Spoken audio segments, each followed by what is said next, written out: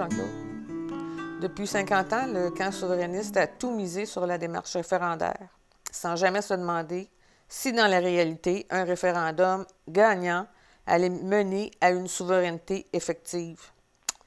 50 ans, c'est long. D'où vient le référendum? Bien, le référendum, c'est assez bien connu, là. C'est Claude Morin qui le confirme dans son livre « Mes premiers ministres ».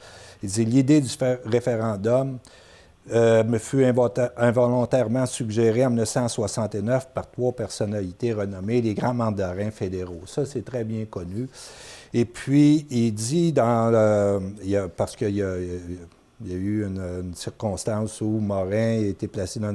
En tout cas, dans son livre, dans l'affaire Morin, page 201-205, il dit que ça semblait faire peur à Ottawa, l'idée du référendum, et que donc, si c'était le cas, c'était la bonne voie à suivre, c'était la voie d'accès à l'indépendance pour le Québec. Maintenant, ça, c'est en 1969. En 1969, le fédéral, face à la montée du mouvement indépendantiste, il va y avoir un mémorandum au conseil privé. Le titre en anglais, c'est « The Current Threat to National Order and Unity, the Québec Séparatisme ».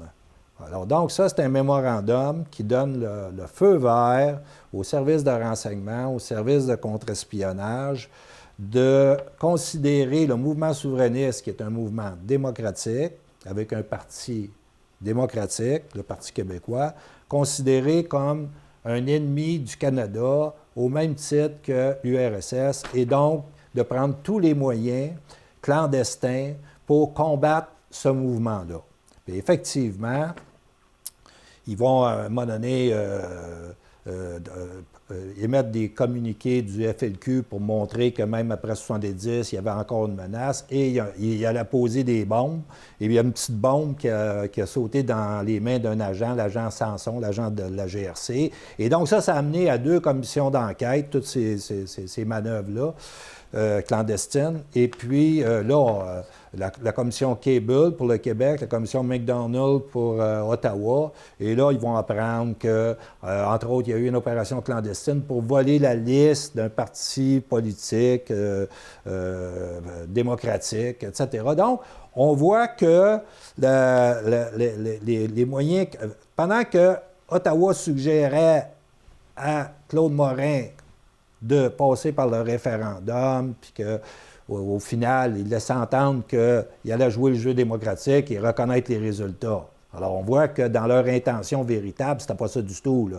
Pour eux autres, la force prime le droit. Donc, on s'en va vers le référendum de 80, et là, les souverainistes, le camp souverainiste est enfermé dans une promesse faite en 1976, quand ils ont pris le pouvoir, de faire un référendum dans le mandat, et là, ils arrivent à la fin du mandat, ils sont piégés. Okay?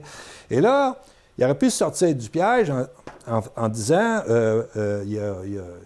le comportement du fédéral est tel qu'on est dans un cas où la force prime le droit, et donc, que vaut notre droit à l'autodétermination? Et là, il aurait pu tester ce droit-là pour sortir du piège référendaire, parce que c'était clair que à cette époque-là, Trudeau, il avait reçu l'appui des 2 tiers des Québécois, puis eux autres, ils étaient à 40 % avec leur référendum, puis le résultat des élections de 1976. Donc, là, pour sortir du piège, là, il y a un témoignage intéressant pour cet épisode-là, c'est Rodrigue Tremblay, qui était ministre de l'Industrie et du Commerce, puis qui a démissionné en 1979. Il était dans le cabinet de René Lévesque.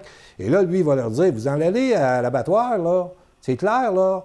Et Trudeau, il y a beaucoup plus d'appui que nous autres. Notre proposition, c'est... il dit, ça prendrait une 3e proposition, une dévolution de pouvoir pour éviter que, finalement, Trudeau gagne avec une proposition qui est le moins appuyée au Québec. Okay? Il aurait fallu tester. Comment tu fais ça, tester un droit? Bien, il fallait que le Parti québécois, compte tenu de toutes les actions du fédéral qui montraient que pour eux autres, la force prime le droit, et qui les amène à la table pour leur demander de s'engager formellement et de manière statutaire à reconnaître le droit du Québec à l'autodétermination et donc, à ce moment-là, qu'il y a un engagement de respecter le cadre du processus démocratique et le résultat qui pourrait en venir. Tu comprends? Tout ça aurait rassuré les gens. Mais là, il se serait aperçu que ce n'est pas le cas. On va le voir plus tard. Okay. Maintenant, dans son livre, pour revenir à Rodrigue Tremblay, lui, il a écrit un livre, il dit, à partir de là, ils se sont placés dans une faiblesse incroyable, puis la nation aussi. Et donc, là, Trudeau, il est face à un Parti québécois complètement brisé par ça, dans une position de faiblesse chronique, et donc il va en profiter pour imposer la Constitution de 82. Okay? La Constitution de 82 change beaucoup de choses parce qu'elle est en lien avec le rapport Durham, une négation de la nation que nous sommes, une nation française en Amérique, etc. Et donc, le déclin tranquille du Québec, c'est le titre de l'ouvrage de M. Rodrigue Tremblay et qui a aussi résumé cet ouvrage-là dans une capsule vidéo qu'on peut trouver sur la chaîne YouTube Vigile.Québec, Rodrigue Tremblay. Sur la conclusion de cet épisode-là de surveillance, du piège référendaire, et du piège qui a été en réalité étendu par Ottawa, qui ont laissé l'illusion que c'était la voie à suivre et puis qu'Ottawa ne s'opposerait pas, alors qu'on a toutes les preuves qu'il était pour mener une guerre totale contre le mouvement souverainiste. Et donc, là, dans son livre, Jean Chrétien, 1985, OK? Le référendum, une erreur. Là-dedans, il dit, avec le recul, le référendum apparaît comme la plus grande erreur du Parti québécois. Il avait dit que, avec le temps, il dit ici, Claude Morin, nous nous séparerons du Canada de la même manière que le Canada s'est séparé de l'Angleterre, pas par référendum, hein? Nous couperons les liens un par un. Tu vois? Nous obtiendrons une petite concession ici, une petite concession là, et finalement, il ne restera plus rien. Avec le temps, le Québec serait devenu indépendant dans les faits et son indépendance juridique serait allée de soi. Alors donc, c'est-à-dire qu'avant que le référendum soit le mode d'accès à la souveraineté, il y avait une démarche du Québec de gagner du pouvoir, accumuler des avantages, puis sortir tranquillement le fédéral de l'État du Québec. Et que lui, Chrétien, il reconnaît que cette démarche-là était imparable et que donc, le référendum, la reconnaissance de juré de la souveraineté, c'est que là, ce que tu as comme conclusion, c'est que ce n'est pas le référendum qui mène à l'indépendance, c'est cette souveraineté-là qui se bâtit, qui mène au référendum. Et là, on voit la différence entre un référendum d'initiative et un référendum de ratification. C'est que, selon Chrétien, il y aurait eu un référendum pour ratifier une situation de fait, puis la reconnaître de juré en adoptant probablement une constitution. Alors, c'est ça. Alors que là, dans le moment, même les candidats à la chefferie du PQ proposent un référendum d'initiative. Hein? Certains. Oui, on va y revenir, mais juste pour continuer. Voici, ça, c'est l'épisode du référendum de 80. Et puis, en s'en allant vers le référendum de 95, est-ce qu'ils ont tiré des leçons de ça? Oui, justement, oui. Je veux dire, tu t'en vas là encore, et puis tu es dans une situation où... le piège référendaire. Bien là, c'est qu'ils sont dans l'impression, parce que là, ça va devenir beaucoup plus sérieux, parce qu'en 80, l'écart entre le oui et le non était tel que les fédéraux avaient pas loin d'abattre vraiment leur cap. Mais en 95, là, c'est très, très serré, et donc là, les masques vont tomber, et puis on va voir que pour le fédéral, la force prime le droit. Et là, on aurait pu éviter encore cette question-là. Ça aurait pu changer beaucoup de choses si le mouvement souverainiste avait relevé le défi du réel et tiré une leçon de tout ce qui s'est joué autour du référendum de 80. Alors, est-ce que Ottawa changeait d'attitude par rapport à sa doctrine de la force prime le droit? Vous savez, ça aurait été intéressant de le savoir. Hein? Et donc, si... Parce que là, on essaie de refaire l'histoire, mais en réalité, on est dans les affaires d'État et puis on joue le destin d'une nation sur une proposition. Là, OK? Alors donc, en 1995, si le mouvement souverainiste avait forcé Ottawa à se commettre sur la reconnaissance formelle et statutaire du droit à l'autodétermination du Québec, ce qui les engageait à en reconnaître les résultats et à respecter un processus démocratique, à ce moment-là, la conséquence de ça, c'est, tu sais quoi? C'est quoi? Le Québec serait souverain depuis 1995. On mesure ici l'importance de cette négligence-là. J'aimerais poser une question à ce stade-ci. En 1995, il y avait M. Jacques Parizeau, n'est-ce pas? Et je me suis toujours demandé pourquoi cet homme intelligent, plein de ressources, était tombé dans le piège référendaire, lui, avec. Parce que si... Regarde, on est dans le domaine de... C'est le grand rêve, OK? C'est le grand rêve. Si tu veux tester la réalité de ton droit à l'autodétermination, on va y revenir plus tard, mais si tu veux le tester et tu t'aperçois que finalement, de l'autre côté, la réalité, quand tu as relevé le défi du réel, là, ce que tu as devant toi, c'est quelqu'un qui dit la force prime le droit.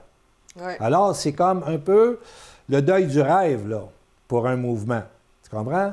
Mais il y a un de mes amis qui dit, si tu veux réaliser ton rêve, commence par arrêter de dormir. Et là, on est encore dans un mouvement avec une vague bleue qui était portante, puis ça aurait pu se jouer autrement s'il avait fait le test, puis qu'il se serait rendu compte que Ottawa, on va le voir, jamais Ottawa aurait reconnu de manière statutaire, signée, formelle, le droit à l'autodétermination du Québec. Mais Ottawa, par contre, laisse l'illusion que ce droit-là existe parce que pendant tout ce temps-là, toutes les énergies du mouvement souverainiste sont engagées dans une proposition politique, un cadre stratégique qui va mener nulle part et qui aurait pu mener à la fatalité. Alors donc, en 1995,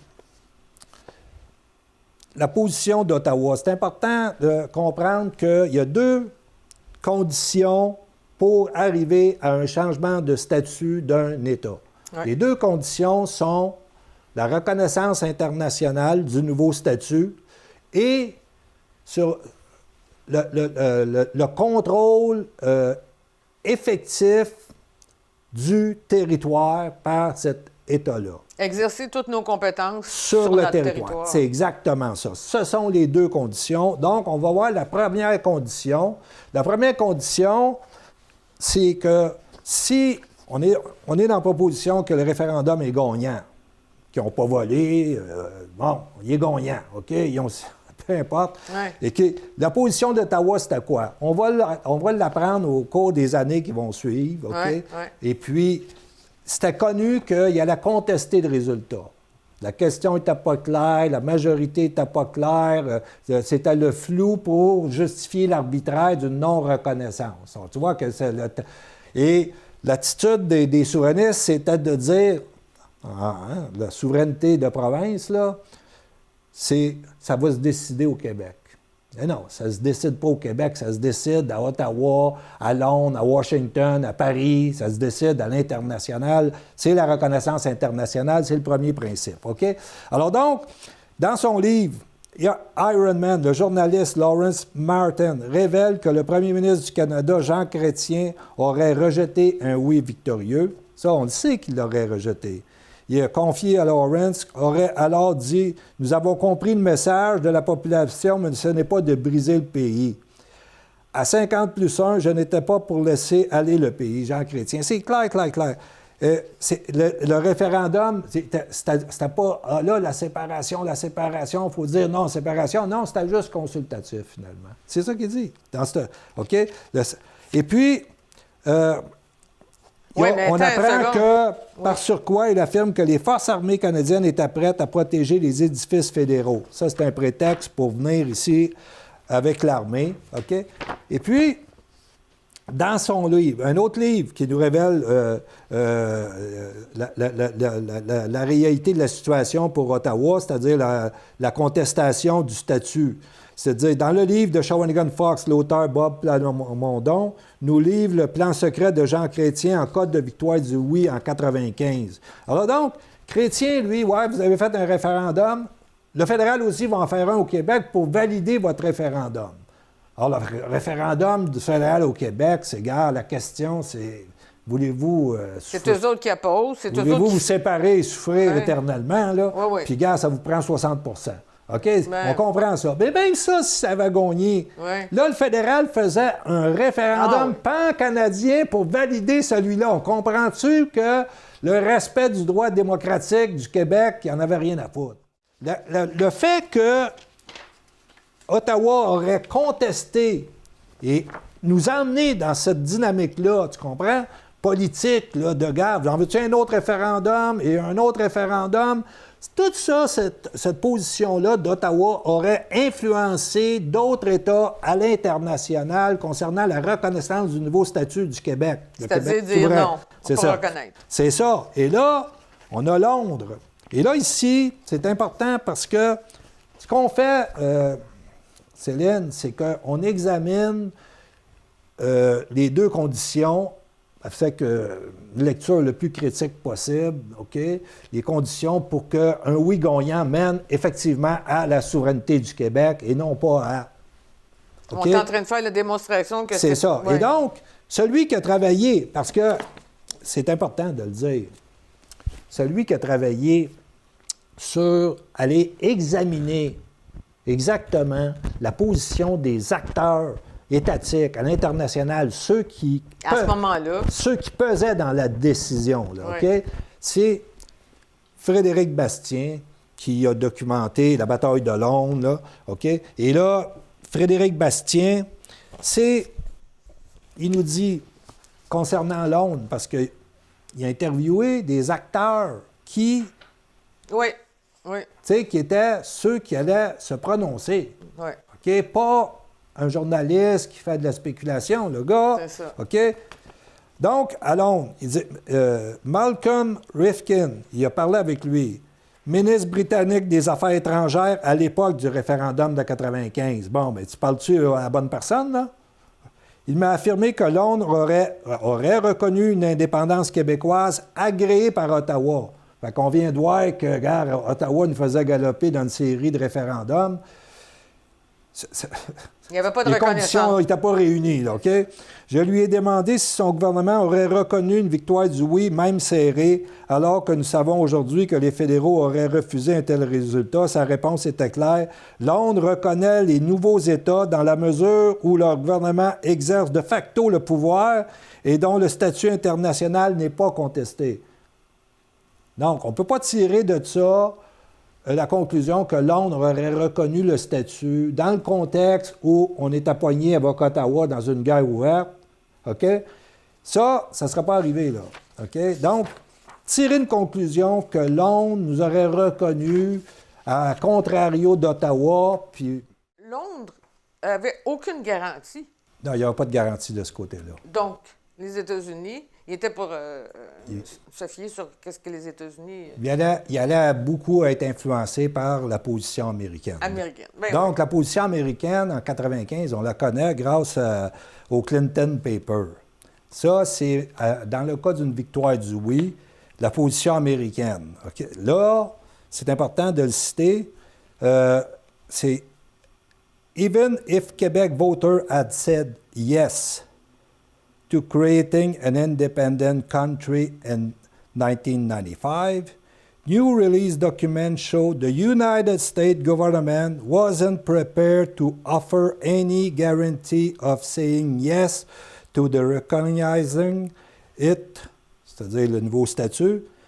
Et là, la ligne du président, c'était « Since the Canadians have yet to work out their future constitutional arrangement, it is premature to consider the question of recognition of Quebec sovereignty. » Alors donc, ce que ça dit, c'est qu'ils prennent acte que cette situation-là est créée, puis qu'il y a un problème constitutionnel au Canada, et qu'ils renvoyaient le Québec, finalement, à la table constitutionnelle pour dire « Réglez vos problèmes, nous, on ne va pas reconnaître votre victoire puis votre déclaration d'indépendance. » Il renvoyait à la Constitution de 82. Il renvoyait à Ottawa, Ottawa contestait par toutes les manières, on l'a vu, le résultat d'une victoire du oui. C'est aussi simple que ça. Alors, c'est pas eux qui auraient reconnu l'indépendance du Québec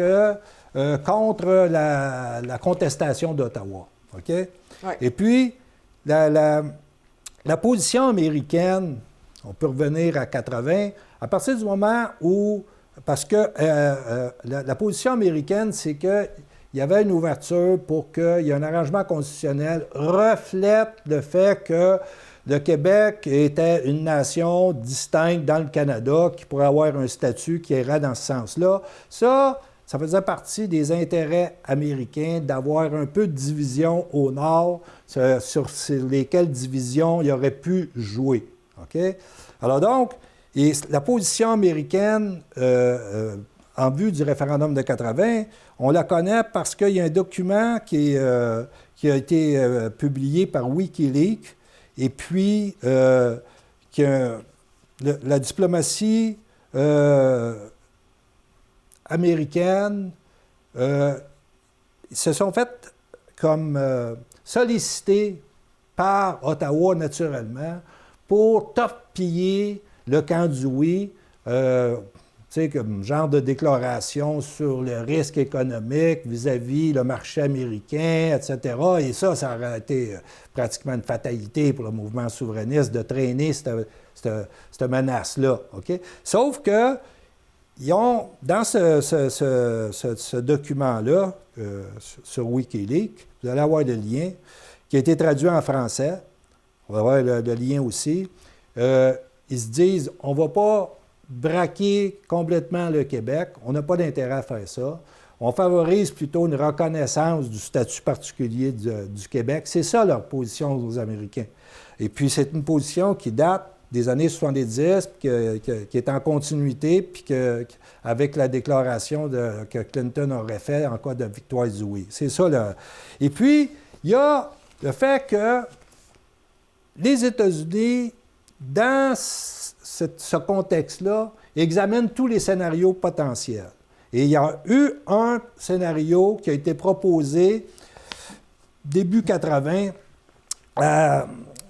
au président, alors Reagan, puis qui a été rapporté par un journaliste qui s'appelle Daniel Estulin, puis dans un livre qui s'appelle « La véritable histoire des Bilderberg », il dit que à l'époque, David Rockefeller, George Shultz, Paul Volcker, c'était des très grosses pointures, ont soutenu auprès du président Reagan que le Canada pourrait être avalé économiquement et que politiquement par les États-Unis au cours des 15 prochaines années pour devenir le 51e État américain, exception faite pour le Québec francophone. OK, ils l'ont examiné, ça. Ça fait partie de... Regarde, les États n'ont pas d'amis ni d'ennemis permanents, que des intérêts permanents. Oui. C'est Lord Palmerston. OK? Oui, oui. Maintenant, on voit que le Bloc anglophone n'allait pas reconnaître la victoire du oui contre Ottawa, qui contestait. Et pas à peu près. Ouais. On comprend? La dynamique, le climat était pourri, là. OK? Donc là, on a la France. La France pouvait-elle contrebalancer, disons, la position de réserve de Londres puis de Washington?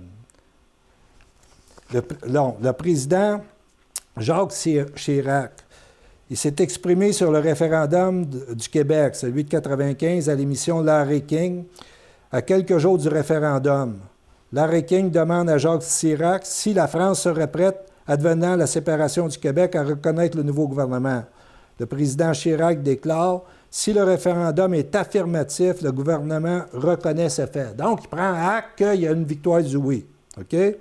Adenauer-Québec dit « Je ne peux pas m'immiscer dans les affaires du Québec. » Donc, il reconnaissait la victoire du oui. Il attendait une déclaration d'indépendance. C'est ça l'affaire. OK? Maintenant, jusqu'à où était la volonté de la France de soutenir le Québec à l'international? Probablement en Afrique, ça aurait été plus facile, mais en Europe. OK? Parce que là, et là, ce qu'on apprend, et ça c'est très intéressant, parce que les gens se disent la France était solide, l'appui, puis car on avait là le levier, etc. Mais revenant sur l'épisode du référendum de 1995, Louise Baudouin, dans une émission Les idées, La vie des idées, Mathieu Bock-Côté reçoit Louise Baudouin. Le thème, c'est la France et le Québec. Et là, elle dit, revenant sur l'épisode du référendum de 1995, elle affirme que, outre le premier cercle du pouvoir, les autres membres du pouvoir avaient poussé un lâche soulagement suite à la défaite du oui.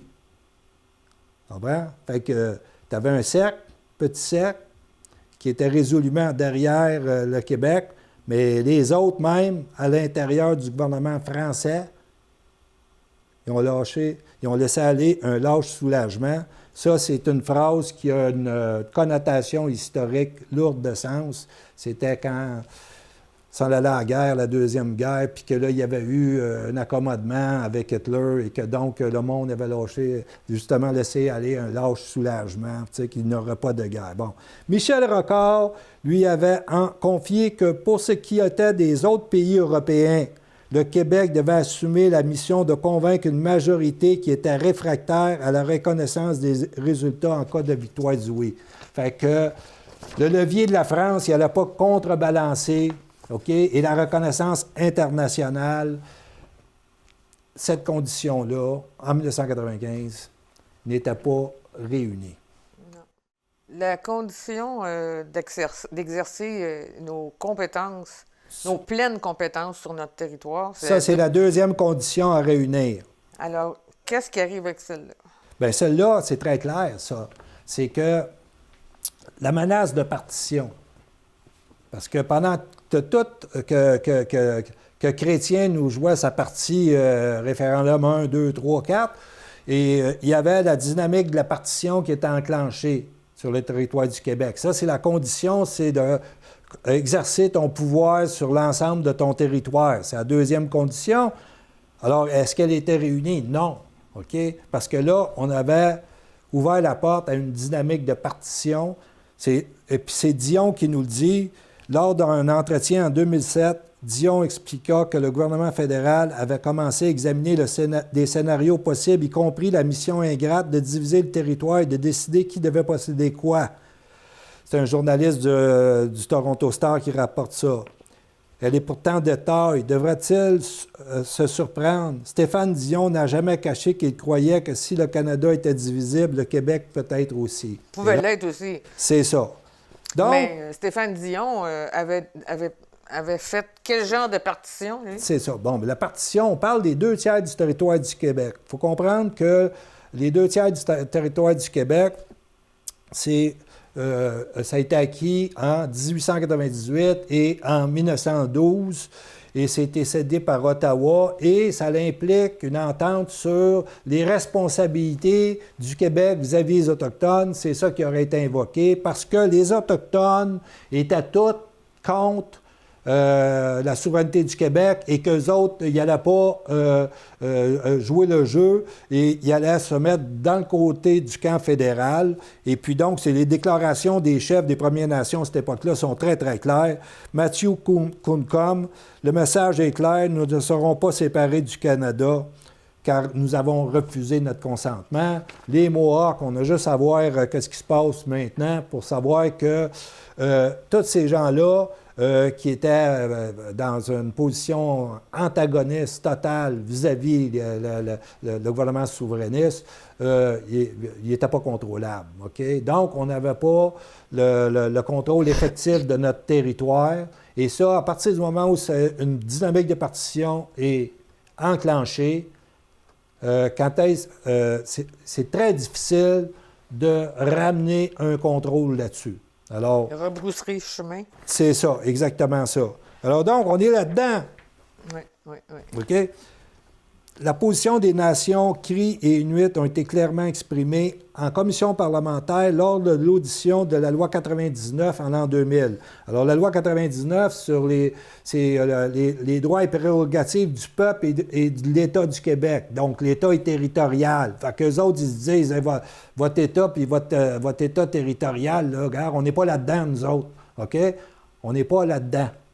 Fait qu'ils ne reconnaissent pas la compétence du Québec sur le territoire dans le cas où le gouvernement du Québec a déclaré son indépendance. C'est ça que c'est. Est-ce qu'il y a eu un changement un peu avec les Cris et Bernard Landry?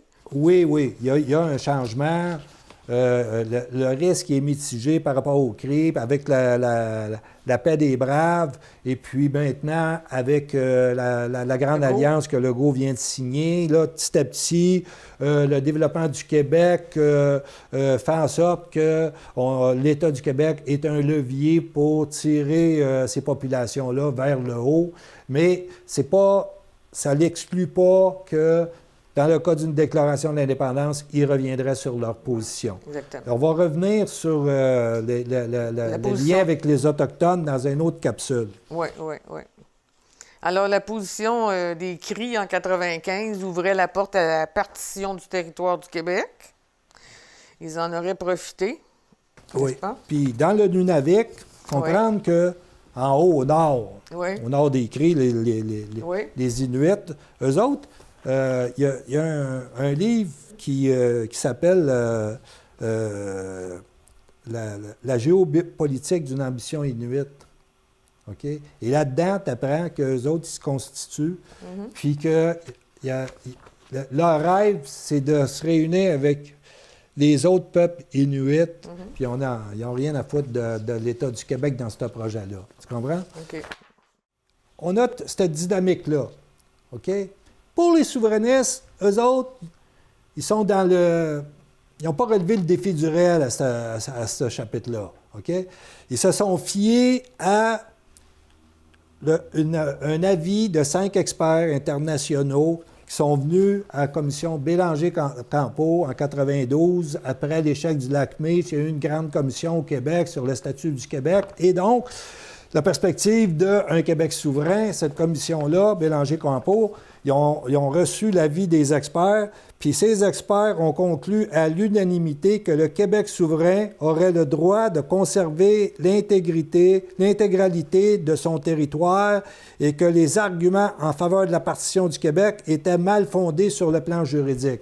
Fait que là, un des spécialistes de ça, c'est Maître André Binette, qui est très bon, qui est sur Road Journal, qui a produit plusieurs documents sur le contexte juridique, mais c'est un avis juridique. Or, on est dans une situation où la force prime le droit.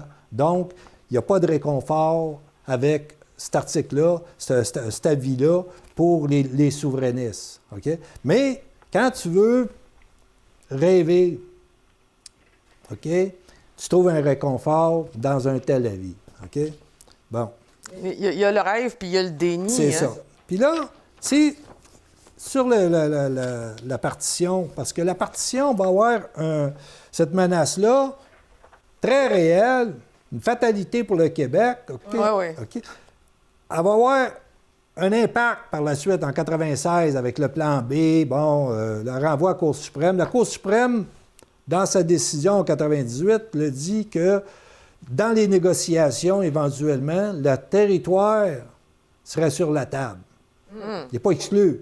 Ah oui. OK, bon, c'est ça. Et là, Lucien Bouchard, en 1996, après que la démission de M. Jacques Parizeau, il va prendre le contrôle du Parti québécois, il va devenir premier ministre. Et puis là, il s'est fait dire clairement, et ça, c'est le journaliste Lawrence Martin qui nous le dit, il s'est fait dire clairement, gars, si, parce que là, il y avait encore une majorité possible pour un référendum, pour le oui, et il s'est fait dire, là, tu joues avec la partition du territoire québécois, et il a compris, là, que c'était sérieux et que c'était une fatalité. Et il y a des gens qui n'ont pas compris pourquoi Bouchard, après, il temporise, puis finalement, ils ont fait des reproches, d'ailleurs. Oui, c'est ça. Il va quitter, puis c'est Pierre Dubuc, dans un titre, dans un texte sur l'autre journal,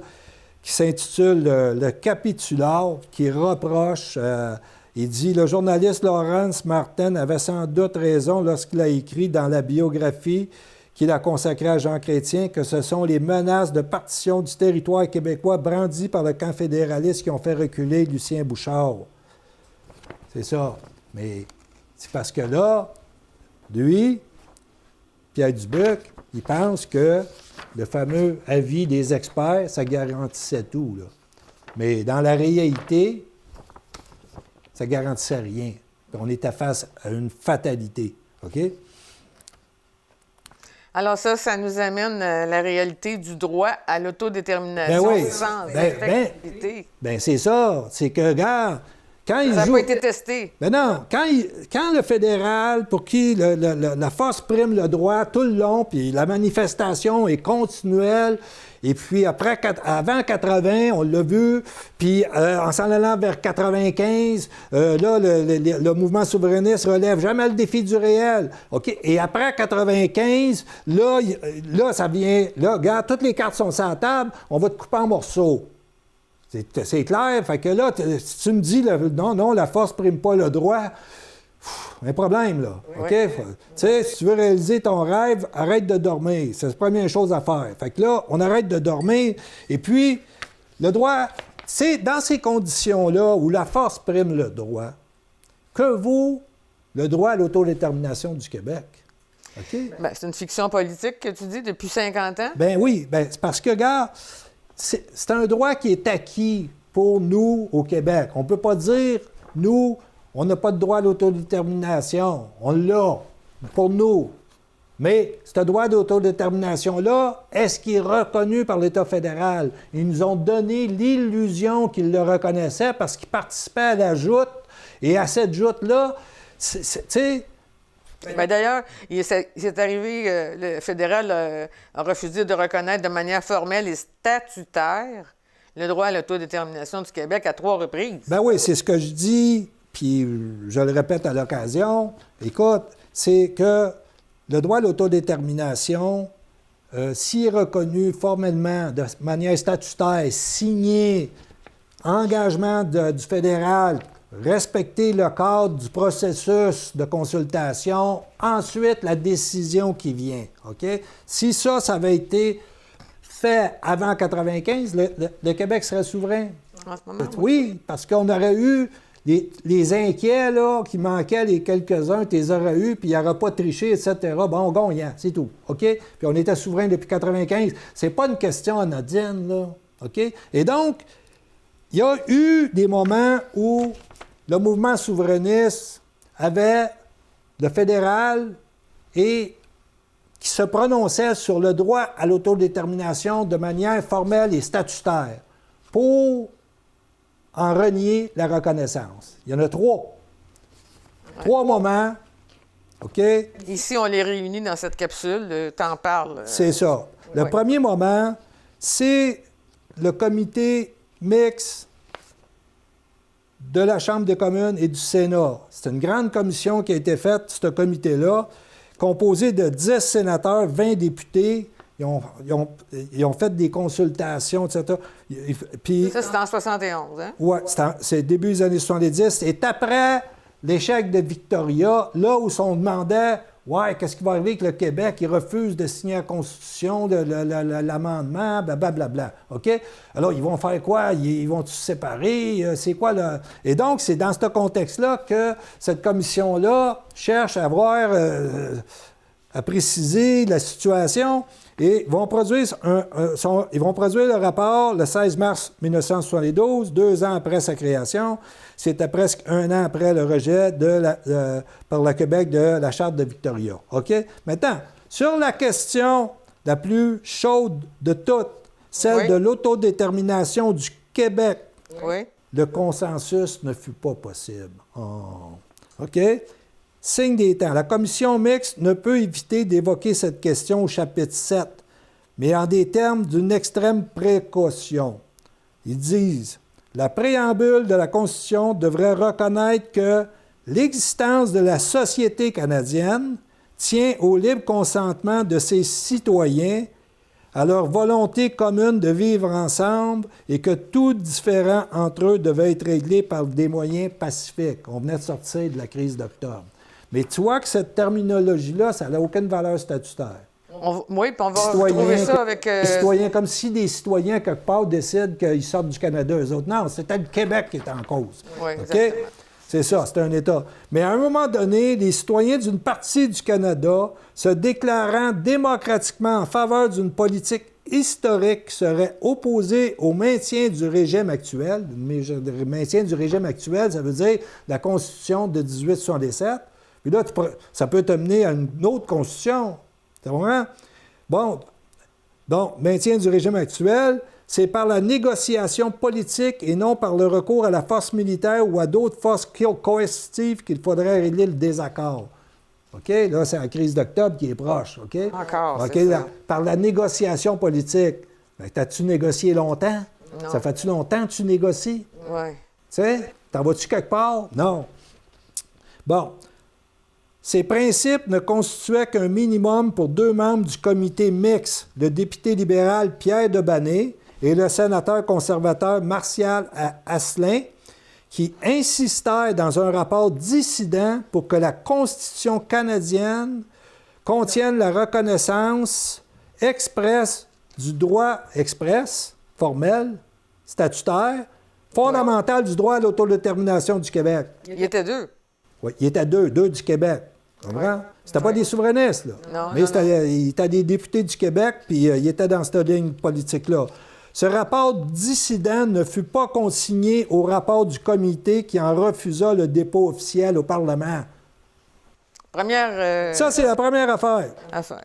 OK, ça, c'est la première fois où l'État fédéral est devant la demande de reconnaissance formelle statutaire du droit à l'autodétermination du Québec et que, regarde, évacué. C'est ça. Et la deuxième? La deuxième, c'est Trudeau. En 80, OK, on l'a évoqué, que si l'évêque, avant d'aller au référendum, il y avait une porte de sortie, forcer le fédéral à venir signer le droit à l'autodétermination du Québec, une reconnaissance formelle et statutaire. Ils ne l'auraient pas fait. Tu as vu, en 71, ils ne l'ont pas fait. Et là, il y avait l'excuse de dire « Hey, en 71, vous avez refusé de le reconnaître. Là, le reconnaissez-vous? Si tu ne le reconnais pas, on ne fait pas de référendum, on se fait une constitution, on bâtit l'État du Québec, puis regarde, tu comprends? Comme Jean Chrétien disait, s'il continuait à faire ça, ça menait à l'indépendance. C'est ça. Okay? On voit que l'importance de relever le défi du réel, là, dans un match comme celui-là, c'est ça. Donc, il ne l'a pas fait. Mais là, au moment où il va le faire, c'est après le référendum de 80 qui vient de perdre. L'évêque, plutôt que de démissionner puis de laisser les libéraux aller se battre avec Ottawa, il décide qu'il continue, mais il est brisé. C'est un reproche que lui fait Rodrigue Tremblay, entre autres. OK? Il dit, regarde, à ce moment-là, il aurait dû, grand démocrate, dire notre option a été battue, on se tasse de là, tu laisses aller Claude Ryan, Parti libéral, assassiné avec Trudeau. OK? Mais c'est pas ça qu'il a fait. Donc, il était à Ottawa. Et là, on est au mois de septembre. Lui, il avait demandé une reconnaissance formelle et statutaire dans le préambule de la Constitution, parce que là, il ne pouvait plus empêcher Trudeau d'y aller avec son rouleau compresseur. On parle-tu de la Constitution de 82? Et qui s'en vient, OK? Mais là, on est en 80, immédiatement après le référendum. Ouais. OK? Le bonhomme est brisé. C'est ça le titre de la biographie de Pierre Godin. L'homme brisé, OK? Là, il est là, il dit à Trudeau, votre Constitution, nous, on veut avoir dans le préambule la reconnaissance du droit à l'autodétermination du Québec, reconnu statutairement dans la Constitution. C'est la première fois que ça arrive, ça, hein? Après le référendum, pas avant. Après, oui, après. OK, après, tu sais, parce que là... Puis lui, l'évêque, il se disait, vu qu'on a fait un référendum, puis le fédéral, il a participé, puis tout ça, c'est une reconnaissance de notre droit, mais là, on voudrait l'avoir. C'est faux. C'est même pas... C'est une illusion, OK? C'est une illusion, OK?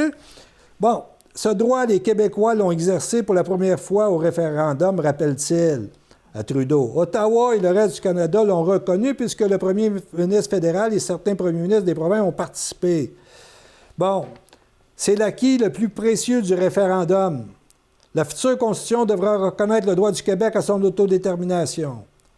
Trudeau, Pierre Elliott Trudeau, réussit à faire rebondir René Lévesque. Sa déclaration de principe omet le mot autodétermination. Le texte pompeux nie carrément l'existence du peuple québécois. C'est dans la biographie de René Lévesque à page 37. OK? Donc, là, page 55, il est prêt à inscrire dans la déclaration de principe, c'est Trudeau, la future Constitution, le caractère distinct du Québec. Mais à une condition. René Lévesque doit biffer de son texte l'expression « peuple québécois » pour y substituer « société québécoise ». Qu'est-ce que ça peut vouloir dire, une société? C'est rien, là, regarde. D'un point de vue statutaire, ça ne veut rien dire. Pourquoi? Pourquoi pas? Le chef indépendantiste accepte même de rayer le mot « autodétermination ». Donc, peuple québécois et autodétermination sont biffés. La déclaration de principe évoquera donc la volonté d'une province de faire partie librement de la fédération. C'est une grosse épreuve de provincialisation, là. Non, regarde, librement, OK? Oui. Ferait partie librement de la fédération. La Constitution de 82, tu l'as-tu? As-tu eu le choix de l'accepter librement? Mais non, elle nous a été enfoncée dans la gorge. Elle a été imposée. Et tu peux rien faire, OK? Ça, oui. Donc, tout ça, c'est de la littérature puis du flou artistique.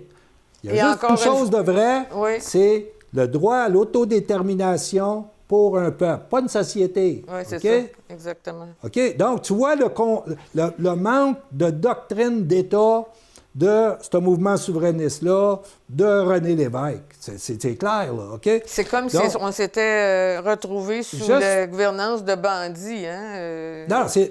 Chrétien, Trudeau... ils sont d'une naïveté incroyable. Puis d'autres bords sont naïfs. C'est ça. Ils n'ont pas de doctrine d'État. Un peuple, puis un droit à l'autodétermination, c'est pas un choix libre d'adhérer à quelque chose.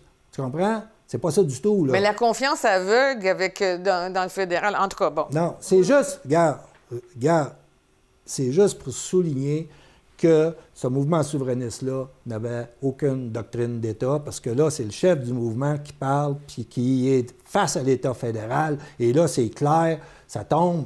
Et celui qui nous rappelle, c'est quoi le droit à l'autodétermination? C'est Daniel Johnson, père, OK? Union nationale, 1968. Il a publié la plaquette Égalité-Indépendance en 1965.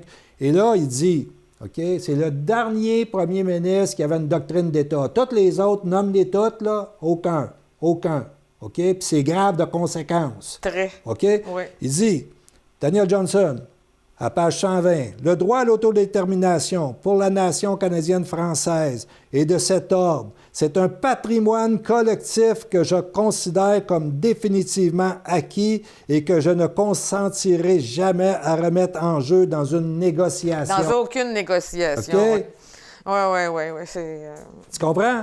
Et là, si l'évêque avait forcé Trudeau à dire, OK, on va reconnaître dans la Constitution de 82 le droit à l'autodétermination, en 95, il était fait, là. OK? Donc, l'autre, on a fait les deux, là. Il y a 2 fois où le fédéral te dit, ta reconnaissance, gars, tamponne-toi avec. OK? La 3e fois, puis les gens ne font pas le lien, là, mais la 3e fois où ce que le fédéral te dit, ton droit à l'autodétermination, gars... Foutaise. OK? C'est En 2013, la loi 99, la loi sur les droits et prérogatives du peuple et de l'État du Québec, qui a été promulguée en 2000, en réponse à la loi sur la clarté de Stéphane Dion. Stéphane Dion. OK? C'est ça. Alors, cette loi-là, c'est le Québec qui se reconnaît comme un État de juré, un État légal, et qui a inscrit de manière statutaire son droit à l'autodétermination. C'est pas du placotage. OK? Qui a fait cette loi-là, en passant? C'est Joseph Facal. Joseph Facal qui n'est pas un provincialisé. Là. Tu sais, lui, il vient d'ailleurs, puis regarde, il n'a pas été conditionné, formaté comme tous les provinciaux qui nous parlent de souverainisme. Là. Il a été en politique un peu, mais pas trop longtemps. C'est ça. Donc, elle est contestée en 2013 par le gouvernement fédéral. Avant ça, il y avait une contestation qui était inscrite par le citoyen Kenneth Anderson. Keith Anderson. Kate Anderson. Donc, c'est ça. Il voulait la faire invalider, lui. Oui, c'est ça. Mais là, le gouvernement fédéral, en 2013, en se joignant à cette poursuite-là, il nous dit le droit à l'autodétermination statutaire dans votre État, le Québec, on non seulement ne le reconnaît pas, mais là, on ne fait même plus semblant de le reconnaître. Oui. C'est ça que c'est, là. Tu le contestes. Oui. Fait que là, formellement, tu comprends-tu? Avant, il te donnait tout le temps l'illusion. Oui. Joue la game, tu sais. Oui. Face, tu perds. Pile, tu gagnes pas. Oui. Tu comprends? Oui. Marché de dupe. OK, c'est ça. Donc, conclusion. Oui. OK, le référendum n'a jamais eu de chance d'être effectif. Oui. Et le droit au contraire, il nous ouvrait la porte à une fatalité qui était la partition du territoire québécois. C'est des choses... Ça, c'est ça le réel. Là. Le défi du réel qu'on a à relever, là, c'est ça. OK? Et le droit à l'autodétermination, dans ce contexte-là, il vaut quoi? Hein, c'est une fiction politique depuis 50 ans. Fait que là, à partir de là, c'est comme si on annonce le deuil du rêve. Tu comprends? Si tu prends... Parce que les gens, même Bastien, qui est très articulé, hein, comme au niveau des affaires d'État, il n'arrive pas à cette conclusion-là. Il dit qu'il y avait des chances de se faire reconnaître, etc. Il voyait des possibilités en interprétant des discussions. Mais la réalité, quand on prend tous les éléments d'information, c'est qu'on ne réunissait pas les deux conditions pour qu'on arrive à un changement de statut d'un État de province à État souverain, c'est-à-dire se faire reconnaître à l'international et exercer toutes nos compétences sur l'ensemble de notre territoire. C'est aussi simple que ça, OK? Il n'y a aucune reconnaissance du fédéral à aucun moment. C'est ça. Mais pour les souverainistes, relever le défi du réel, ça veut dire le deuil du rêve, OK? Oui. OK? Moi, je dis, c'est le réveil du dormeur.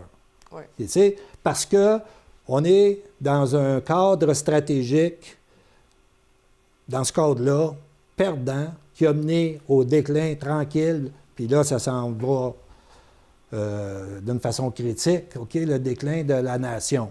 Alors donc, continuer à rêver là-dedans, c'est pas une bonne nouvelle, là. Non. OK? Et puis dans la course, là, à la chefferie, qu'est-ce que... La bonne nouvelle, c'est que... Avant ça? Oui, là-bas, c'est parce que je ne veux pas laisser les gens sous l'impression que, gars, oubliez tout ça, là. Comme disait Trudeau, remballez vos rêves. Non. Sortez de la rêverie, puis là, rentrez dans la réelle politique, OK? Et là, puis là, on est dans un contexte où c'est vrai que la situation est critique parce qu'à cause du déclin démographique et qu'il ne reste pas grand temps. Tu sais. Sénèque, qui disait l'art est long et le temps est court. OK? Alors, ce qu'on a à faire, c'est comme long, puis le temps pour le faire est court. Donc, mais là où ce qu'on peut trouver que on sort de ce piège-là, le piège référendaire, avec l'élection de la CAQ en 2018. Là, la nation, ils ont tassé les référendistes Les idéalistes. C'est ça, le Parti québécois qui traînait ça comme un boulet, puis le Parti libéral qui l'agitait comme un repoussoir pour attirer le client. Là, c'est ça, là. Ça, c'est tassé. Et là, on revient à arrêter, en tout cas, reprendre, la nation reprend le contrôle de son État. Là. Donc, il y a un parti nationaliste qui est là, mais ça ne suffit pas. Tu dis, même nous force à un retour au réel. Ouais, ben les gens ont compris que jamais l'indépendance c'est la nation historique qui a balayé l'échiquier, tu comprends? Puis dire, gars, revenez dans la réalité, puis à partir de là, pouvez-vous jouer la game? On change de paradigme. C'est ça. Alors, eux autres, Legault, bon, le gouvernement Legault, il y a une partie là-dedans qui sont des nationalistes, des patriotes, puis il y a une autre partie, l'aile économique, là, ça, c'est, gars, ils sont encore sur la proposition de nous amener noyade migratoire, eux autres, parce qu'il faut trouver du monde pour remplir des jobs, etc. Regarde, OK? Mais de l'autre côté, c'est pas ça. Donc, on a au moins quelqu'un qui, avec la loi sur la laïcité, braque complètement l'État canadien. Là, on commence à être dans un rapport de force plus favorable par rapport à d'autres époques. Et puis, là, ils vont arriver sur la langue, etc. Il y a quelque chose là où on a le contrôle de l'État, c'est des nationalistes, et donc on peut entreprendre des politiques d'envergure, parce que l'État agit avec envergure pour le redressement national. Ça, c'est une chose, et on n'a pas toutes ces garanties-là à cause de la composante du cabinet de ce parti-là, là. Mais au moins, il y a ça, OK? De l'autre côté, on a la course à la chefferie du Parti québécois. Le Parti québécois qui s'est tassé dans la marge en se faisant... C'est fait tasser. Ben oui, à partir du moment où la nation arrête d'être enfermée dans l'illusion référendaire, puis cassant d'instinct le piège, tasse tout ça, OK? Le Parti québécois, s'il reste enfermé dans cette illusion-là, ils vont se faire marginaliser jusqu'à l'insignifiance, OK? Et dans ce contexte-là, arrivent des candidats à la course, à la chefferie du Parti québécois, puis là, moi, personnellement, j'en vois juste un qui n'est pas dans le référendisme, et qui, je l'ai entendu, on est dimanche, là? Oui. Je l'ai entendu. Dimanche 1er mars. Oui, c'est ça. Dire, grosso modo, si vous arrivez avec un référendum sur la table, là, vous vous en allez 3e, 4e opposition. C'est un repoussoir. Okay? Si vous n'êtes pas au pouvoir, là, vous ne pouvez rien faire. Il dit, moi, je vise le pouvoir. C'est ça. Donc, lui, c'est pas un référendiste. Là, okay? Lui, le référendum, regarde, c'est dans un autre mandat, dans un autre contexte, c'est un référendum de ratification quand il va avoir provoqué toute la dynamique politique. À la fin. C'est ça. C'est le seul. C'est le seul. Et puis... Gaudreau, Plamondon et Nantel. Les autres sont tous le référendum au plus vite parce que ça presse, parce que l'or est long et le temps est court. Tu comprends? Fait qu'eux autres, ils disent le temps est court. Fait que tout référendum, bon, c'est son soir de peur. Ils sont face au défi du réel, eux autres. Bastien, aujourd'hui, je l'ai entendu, c'est très clair. Il dit, regarde. Il dit, on n'a pas pris le pouvoir depuis 1980. Curieux que la population, dans les sondages, le place non, c'est parce que... en dernier. Ben c'est au niveau des communications. Puis les gens sont dans la politique spectacle. OK? Ils sont dans la politique spectacle. Lui, il ne fait pas de politique spectacle. Non. Lui, il fait une politique statutaire. Quand il te parle de quelque chose, c'est précis. Puis c'est au niveau de l'État. Puis comment ça fonctionne. Et lui, contrairement aux autres, parce que lui, il n'est pas dans le référendisme, il est dans un cadre où la lutte se fait immédiatement. Où est la ligne de front? Puis lui, il a identifié la ligne de front. Il dit, regarde, la Constitution de 82, c'est une cage. Les gardiens de la cage, c'est le régime juridique. OK? Et tant qu'on leur donne une crédibilité, puis on respecte la décision des juges parce qu'on est dans un état de droit, lui, c'est pas ça. La ligne de front est exactement là. Et là, ces juges-là, cet appareil-là, n'a aucune intégrité, OK? Aucune objectivité quand la cause qu'ils ont devant eux a un contenu politique et surtout si ça porte sur l'affirmation du caractère national du Québec. Là, c'est vrai que ils deviennent des activistes politiques et c'est cette démonstration-là que Bastien fait. Il a identifié où est la ligne de front lundi matin. Et non pas « j'attends le grand soir, puis vous allez voir », cette affaire-là. etc. On n'a plus de l'entendre parler tellement qu'on l'a entendu souvent. C'est le seul, Mais Bastien est le seul qui relève le défi du réel et qui sait qu'il a affaire à un État pour qui la force prime le droit. Merci, ça nous a éclairé. C'était une capsule nécessaire. On a entendu souvent parler du référendisme et du piège référendaire et du droit à l'autodétermination qui était une fiction. Aujourd'hui, tu l'as démontré, c'est une capsule de référence. Merci beaucoup. Ça me fait plaisir.